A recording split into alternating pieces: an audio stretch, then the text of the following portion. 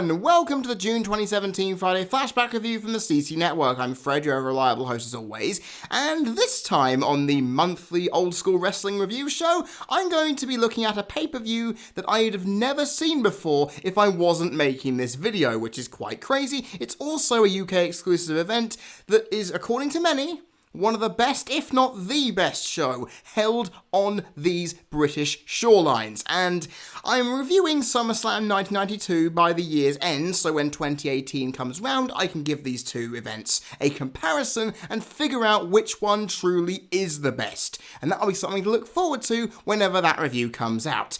However, with that in mind, it's time to see if One Night Only 1997 can stake its claim when it goes under the microscope. The review of this event was requested by Liam Rush, and I hope I do this event justice. That is, if the event can justify its years of hype and praise. Now, on paper, the card looked half decent with two massive title matches featuring members of the Hart Foundation. I cannot go wrong with that. And it doesn't sound too bad, knowing that the US didn't get this for some time, thanks in kayfabe to Bret Hart's anti-American gimmick. Now, that reason I love.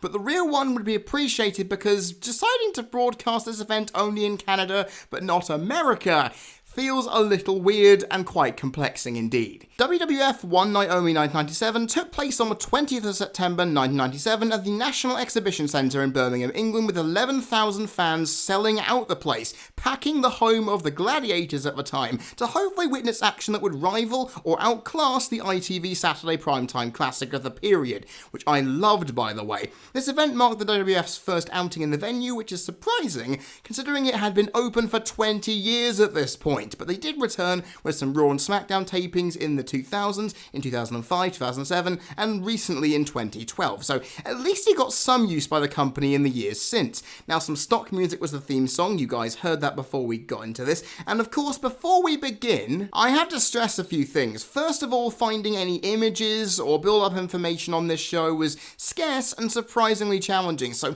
if this review does not turn out to be as visually pleasing or as long as normal, I do apologise. I've also, in an editorial decision some of you may not like, decided to not do in-depth analysis of any 3-star plus matches like the Friday Flashback series usually does. It's mostly because a lot of pay-per-views I've ever reviewed on this show, or many others have seen, have actually been seen in America.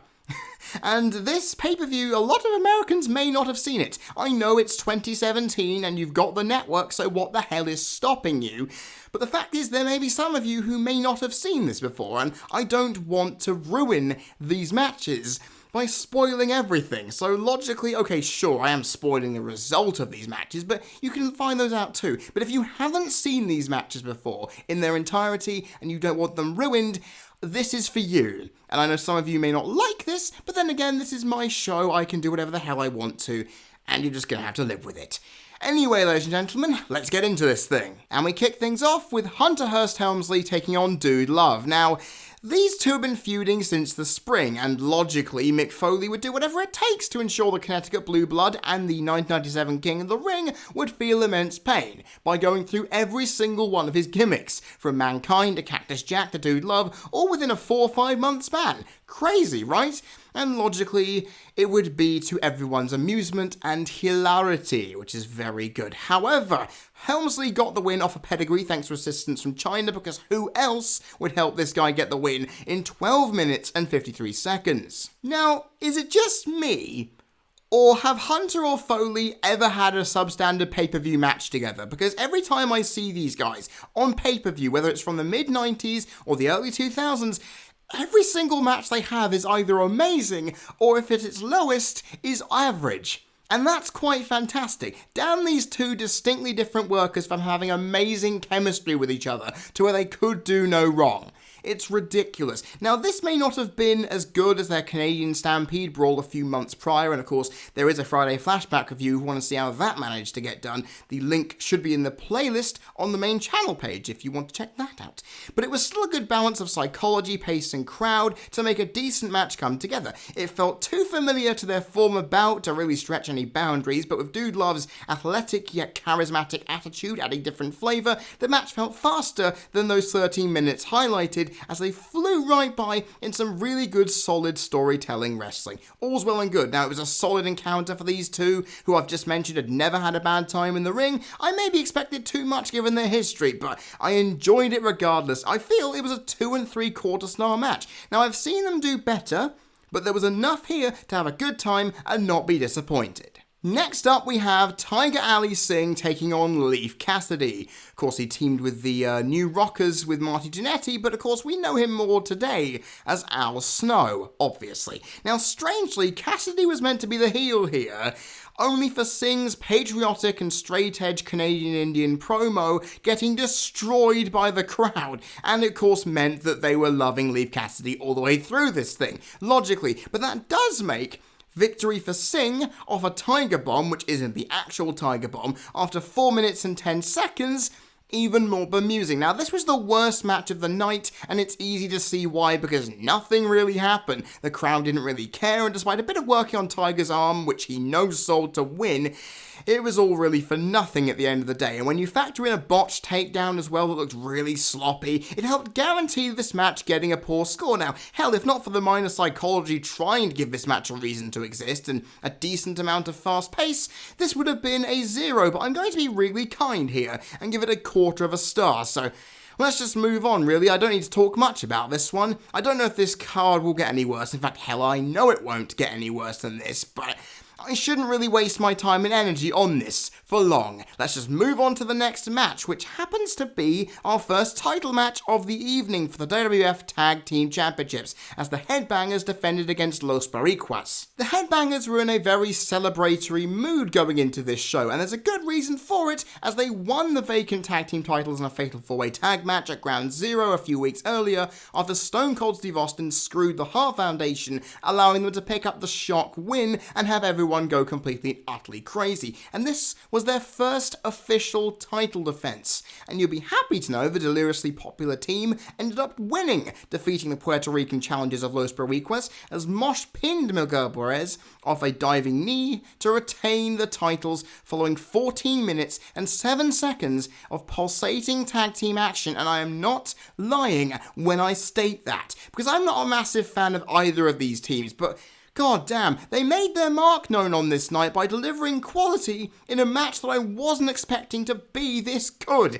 Now, having Mosh look on helplessly as Thrasher was repeatedly beaten down as the referee stuck to the rules, pushing him back and not accepting tags, it was really interesting, because the longer it went on, the crazier the crowd got and the more euphoric that hot tag became when it finally happened. It was just so simple, yet a stunningly told story of endurance and crowd support, while Los Boricuas did their heelish best to get the crowd firmly against them, mediating in pace and keeping the offense as one-sided as possible, allowing for a win to become the best thing and legitimize these tag team champions as the real deal. Now, while they lost their tag titles a few weeks later, this proved that they had an audience who accepted them, especially knowing that they were in Birmingham, the birthplace of Black Sabbath and consequently the birthplace of heavy metal. It was obvious that two wrestlers with rock fan gimmicks were going to be over here, but the level of adoration really helped make this match feel exciting and give a feel-good moment that wasn't replicated all night,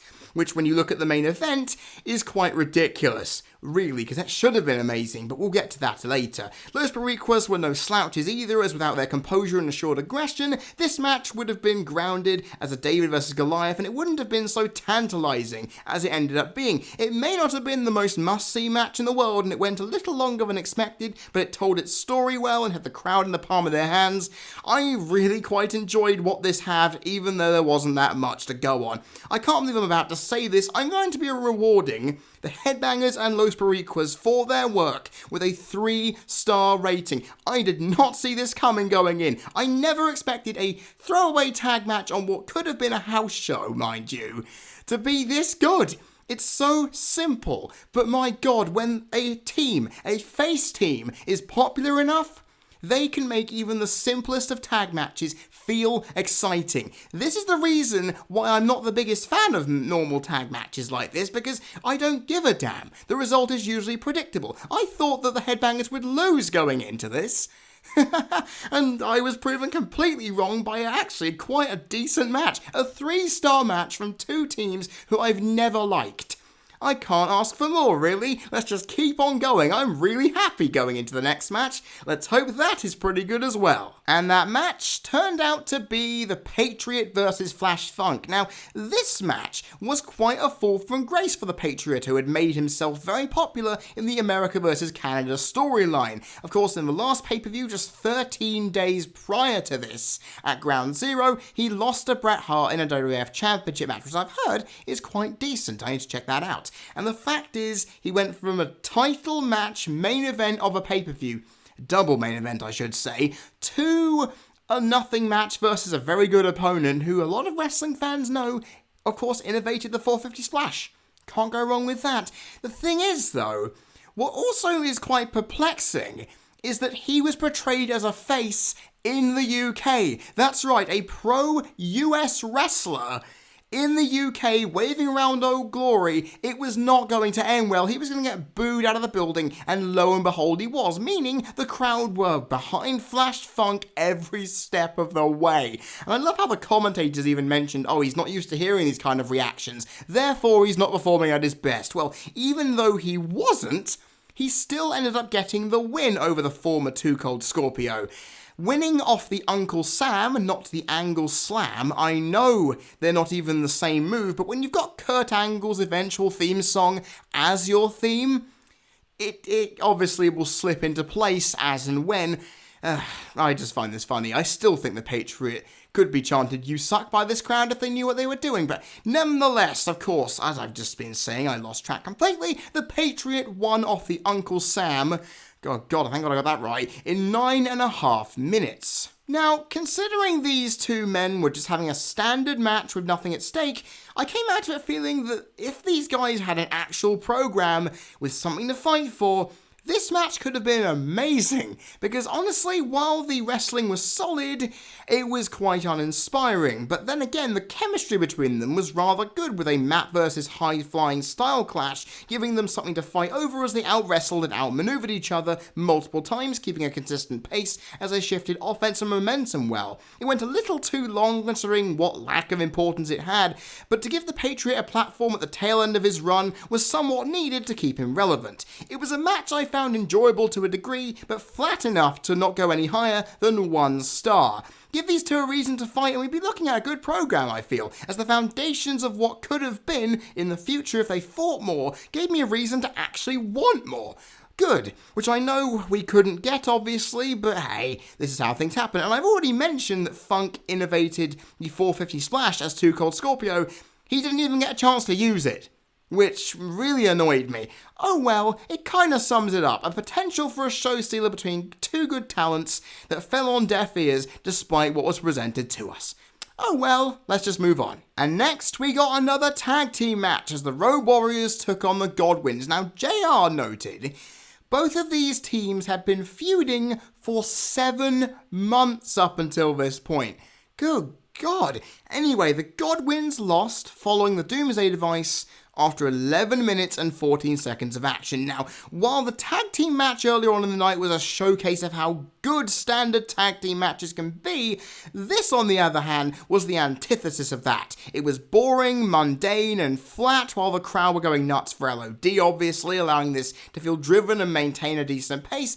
It was just way too long with too little going on for me to really care. Now, while the match had some moments to set up a story, to have these two teams feuding for so long and have such a meek match at the tail end of the feud just made it feel redundant. And sure, LOD would win the tag team titles from the Goblins the night or two after Bad Blood, but it still just doesn't really come to much. You'd think these two would want to hurt each other in any contest they'd have, but obviously not. Because, ladies and gentlemen, this match, outside of the crowd, some pace and minimal story, really doesn't stand up too well and only gets half a star. And as I've highlighted before, when this pay-per-view goes down, it goes down hard. We went from a 3-star to a 1-star to a half-star. They had better be picking up because at this point, this show wasn't impressing me that much. So let's hope the last few matches really kick things into gear. And signs looked promising because Owen Hart took on Vader next. Now, despite a valiant effort, Owen could not beat the Mastodon, who countered a crossbody off the top rope into a front power slam in one of the spots of the night to get the win in 14 minutes and 21 seconds. Now, the entire story of this match was whether the speed and technical ability of Hart could overcome the sheer power and size of Vader, and it told a pretty damn good story over the course of that, with Owen trying to prove his might by attempting to slam and lock the sharpshooter on Vader, struggling to keep the big man down despite his best efforts, while the Mastodon threw him around and made him feel weak, leading to a valiant fight back that ended up in bitter defeat, much to the disappointment of a really hot crowd for it. Both men sold for each other well, even though Owen took too much speed latter end of the match though, forgetting how much punishment his legs and back had taken. Although when you factor in his testicular fortitude and how well that was shown, it really isn't too much of a problem. The guy has endurance because he kicked out of a second rope splash. There's a 450-pound man landing on you from the second rope and you kick out with absolute vigour. I tip my hat to you, sir. You are pretty damn awesome. Now, the fact is, the crowd, as I've mentioned, they were into Owen and Vader's heel tactics, consistently allowing for a reaction that remained stable and generated a Colosseum atmosphere, as it went pretty much the perfect amount of time, but relied way too much on Vader's slow-wearing offense and its accompanying highlights to not really be the most entertaining of bouts, despite their best efforts. Seeing Owen have a Hurricane Rana on Vader, which was amazing, and the match-finishing move give Variety a tiny bit of leeway in that.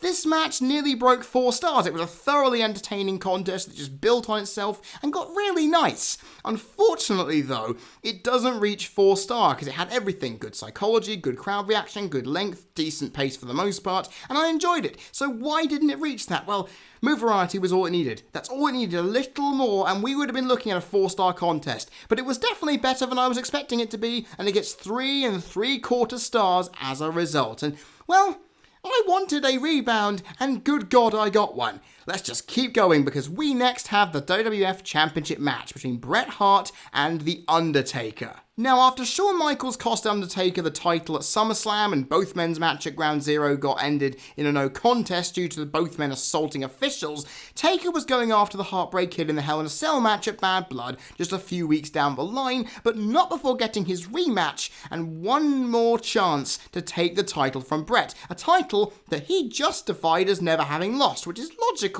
given the circumstances. It was also a chance, according to Taker, for Bret to do what he believed he couldn't do, in proving that he could beat the dead man without any assistance. And he did! Just about, by retaining after Taker was disqualified following repeated attacks to Bret, while his head was caught in the ropes, after a simply ridiculous time period, and a simply ridiculous match lasting 28 minutes and 35 seconds. And I wish I could go in depth with this. I wish I hadn't put that damn disclaimer at the beginning, because I would love to go in-depth crazy just to explain how outstanding this was. Now, as you can see on screen with 5s in nearly every category, this match was worth a near 30-minute slog. Now, while Bulldog and Michaels was the main event, this was the match worth buying your ticket, as these two tore the house down, worked their socks off, and every other superlative you can think of to ensure we had something to remember in light of how the main event went down. Now, both men targeted and sold body parts throughout and swung momentum so fluidly with each other, so crisply as well, you had no idea what to think and who was going to win, with so many hard-hitting moves, technical brilliance, and drama aplenty coming through it. The crowd adored it. I mean, of course, they loved both men. Logically, they would love a match between the two of them that went this long and had so much going on. I loved it as well. It was enthralling. And to have it finish like it did may have felt cheap to some people, considering Taker was getting increasingly desperate and violent over this period, though. I found it to be a genius move to keep both wrestlers strong going into Bad Blood a few weeks later. If only the Montreal Screwjob didn't happen, they may have been able to finalise this and end their feud in a proper match that really could have matched up to this on a major pay-per-view, because I think a lot of US fans were robbed of that. But the UK? Oh, we got an absolute barnstormer here. And regardless of the nitty-gritty things, and the lack of move variety that obviously would have brought many other matches down, the rest delivered in spades. It was a stunning masterclass in psychology and body selling, creating a classic that just got better the longer it went on, and by the time it finished, I was just thinking, God damn it, I want to see more. Now, many would think the finish would blight this, but I loved it.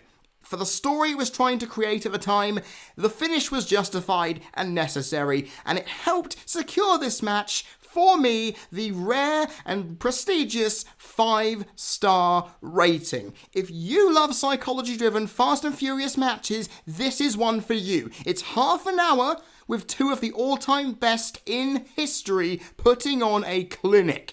Go out of your way to see this. You will not regret it. And finally, we reach the main event, the controversial main event for the WWF European Championship, as the incumbent champion British Bulldog in his home country defended against Shawn Michaels. Now, Michaels was out to become the first Grand Slam champion. Bulldog was set to win in a glorious homecoming 5 years on, from SummerSlam 92, dedicating it to his sister who had survived cancer twice. Awesome stuff. This had the main event feel of hype, story, crowd investment, and emotion to really become a classic. But of course, Bret and Taker had torn the house down at just a few minutes prior, so logically, how the hell was this match going to overshadow a 5-star bout?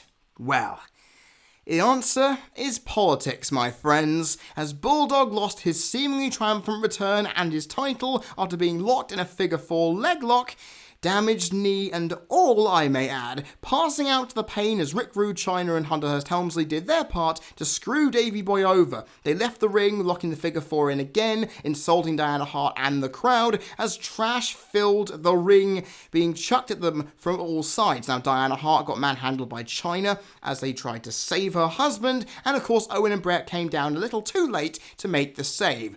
All after a scintillating 22-minute and 35-second bout, leaving the crowd inside the NEC and watching at home on Sky Box Office feel deflated and angry as the show went off the air.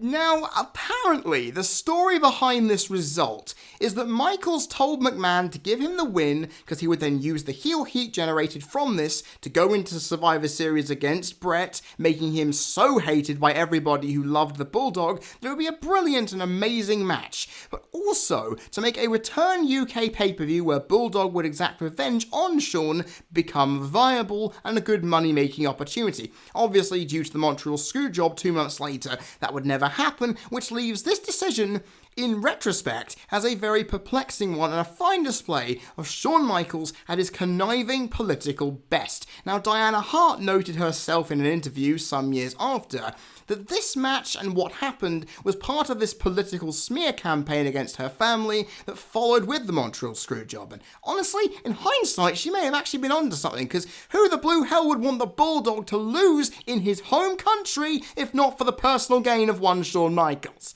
Just saying. On the flip side, though, generating so much heat for Michaels going into a Hell in a Cell match, which of course was brand new a few weeks later, was genius, as it made Undertaker's destruction of Michaels even better, because people got to see him beat the ever-loving tar out of the Heartbreak Kid and get some vengeance for Bulldog.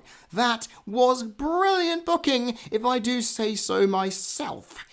And it makes you think, if Montreal didn't happen, we probably would have seen Bret and Taker and Michaels and Bulldog finish their business and create satisfying pay-per-view programs to finish before Austin rose to the top of the pillar at WrestleMania. Now, to think that backstage politics and contract disputes would topple that potential. It's maddening, right? Now, anyway, on to the match itself. The crowd, obviously, due to Bulldog's supremely intense and hard-hitting performance, were into every minute as Davey Boy threw Michaels around like a ragdoll, and, well, Shawn being Shawn, sold every single thing he did. In a match much like the WWF title bout earlier, even though Michaels got the piss beaten out of him, he still had enough tenacity and awareness to give Bulldog a run for his money, and while it was one-sided for its majority, once the embryonic elements of DX came to help, it spiraled into a dramatic contest along the lines of many that 1997 gave us. plus. It became the edge-of-your-seat viewing many expected, even if the pace was slower than many thought. And, of course, move variety died a death like it seemingly did all evening.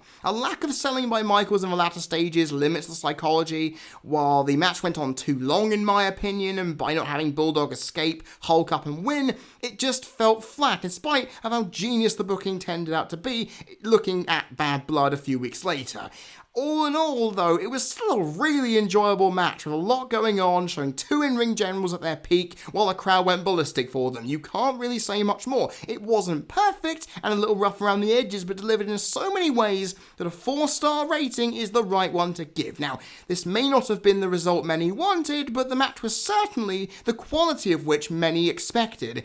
And it was a great way to end the show, despite the ill will that Michaels made us feel on the night. And with that, ladies and gentlemen, it's time for me to look back on my final thoughts of this show. Now, Liam, you told me when you requested this I was in for a treat watching this show, and I've got to say, you were not lying. To think that a UK-only pay-per-view that would have probably been a basic standard house show put onto DVD somewhere would have had such high-quality matches on it is quite maddening. In fact, it is actually fitting that the WWF in 1997 would have had their non-US fans having shows that would be remembered for years. First you have Canadian Stampede earlier on in the year, and then you have this. And to have half of the 8-match card go above 3 stars, it's ridiculous. You have a 5-star, a 4-star, a near 4-star, which is ridiculous, and of course a 3-star tag match no one would have thought would have been great. It's just crazy.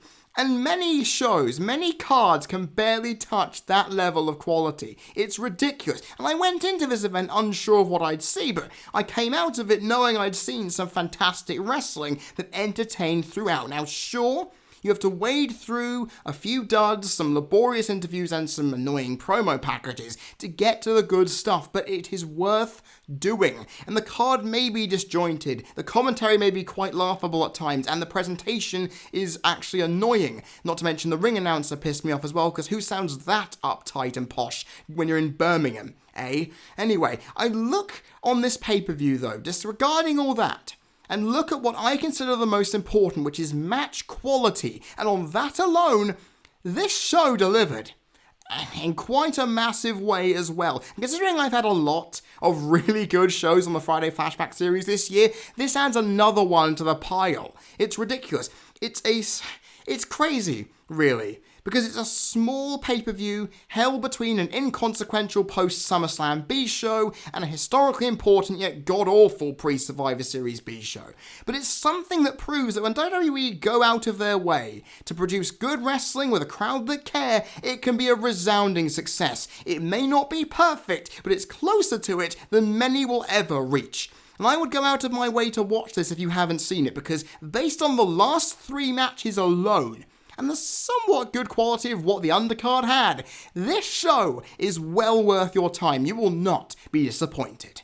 Overall, WWF One Night Only 1997 scores are brilliant, a quite fantastic even 8.5 out of 10. Now, I did not expect this going in, and boy am I surprised. On match quality alone, for the most part, go check this out. And while 1997 appeared to have many good events, this might just be the best of the lot. And while Stone Cold Steve Austin may not have appeared, everyone else here bar a couple upped their game. So up your pay-per-view viewing game and make this your next watch, because I bet you will not regret that choice. So there you have it, ladies and gentlemen, the Friday Flashback review for June 2017 of One Night Only 1997 is done, and I gotta tell you, Liam, I really enjoyed this, and I hope this review is what you expected from me and this show to produce. All's well and good, and it's quite crazy that this pay-per-view happened 20 years ago, and yet still feels like it could be held today and still be held in such high regard. I can't believe that, and it also proves that us UK fans know how to make a wrestling night fun. And I hope they bring another pay-per-view back here, because I went to NXT TakeOver London in 2015, and that was amazing. So hopefully they can get their heads out of their asses and bring an actual pay-per-view over here. SummerSlam, WrestleMania even. In fact, if it was the latter, I'd go completely, utterly insane, but it would be amazing, wouldn't it? And pay-per-views like this remind me how amazing British audiences to wrestling are, and I'm hoping WWE realise it with the UK tournament and the amazing talent we have. A show like this, of this quality, could be put on here in the future. I know some would say the UK tournament ended up being that, but hey, an actual WWE pay-per-view event once again coming here, I would love to see it. Now, if you've all enjoyed that, what do you all think? Do you think this pay-per-view is as good as I say? Or do you think it's actually completely rubbish? You have the right to think that, but I would probably disagree with you after what you've just heard.